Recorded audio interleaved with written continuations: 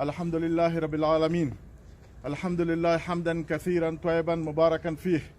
له ټولو نه مخکې تاسو ټولو د سیاسي دفتر غړو او درنو میلمنو ته او د افغانستان بیچاره او مظلوم ولس ملت ته مجاهدینو ته ټولو ته السلام علیکم ورحمت الله وبرکاته. وعلیکم السلام ورحمت الله وبرکاته. ډېر خوشحاله یم چې نن په داسې محفل کې ماته اجازه راکول کېږي او زه د ټولو په نمایندګي تاسو سره خبرې کوم. دغه تاریخي ورځ زموږ او ستاسو په تاریخ کې یو لوی د افتخار ورځ ده. دا هغه ورځ ده چې زموږ او ستاسو پلرونو نیکونو 10 کاله مخکې او یو قرن مخکې لمانځلو چې هغه د انګریزانو له شکست سره و او د روسانو له شکست سره و.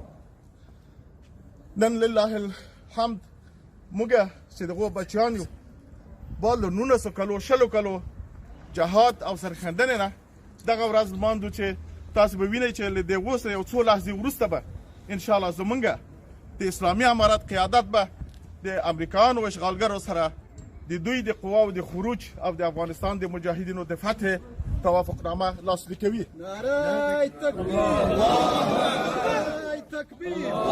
افغانستان اسلامی امارت زنده‌باد. افغانستان اسلامی امارت زنده‌باد.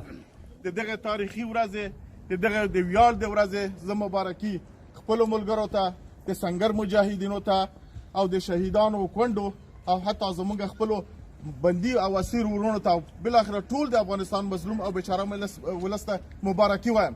الله پاک دې په موږ تاسو ټولو باندې مبارک. انشاءالله د فتح ورځ ده، فتح راغلی ده او دا فتح او نصرت د الله پاک جل جلاله شو په نصرت سره سوی ده. زموږ مجاهدین زموږ ملګري دې ته متوجه وي چې د دې فتح په حال کې مغرور نه سي، داسې عوامل ونه کړي چې هغه خدای ناخواسته د الله پاک د ناراضۍ سبب وګرځي. فتح او نصرت ټول د الله پاک له جانبه ده. په دې کې شک نشته چې زموږ ملت ښې قربانۍ ورکړې ده. په لکونو انسانان قرباني سوله. دغو د قربانۍ په نتیجه کې دغو د وینو په نتیجه کې نن دا ورځ موږ لمانځو. الحمدلله زه بیا هم د الله پاک یادومه دغه تاریخي ورځ دی. ټول ملت ته او ټول امت مسلمه ته مبارک وي.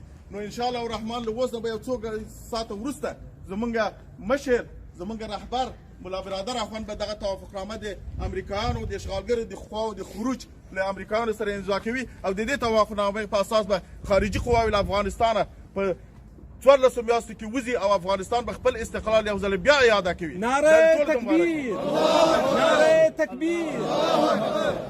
او انشاءالله اسلامي امارت دې ته ژمن دی لکه څنګه چې دا قربانۍ ورکړې په 20 کالو کې او ملک له امریکا او ناټو نه د دنیا له طاغوتیانو نه خلاص کړي او آزاد کړي. انشاءالله بعد د ازادۍ نه به انشاءالله د کونډو یتیمانو د زخمیانو او د دې وطن په آبادۍ کې انشاءالله خپل فعال وروبوي او انشاءالله ښه او آسوده او خوشحاله ژوند او شرعي او اسلامي نظام به انشاءالله د ملک منځ ته راولي.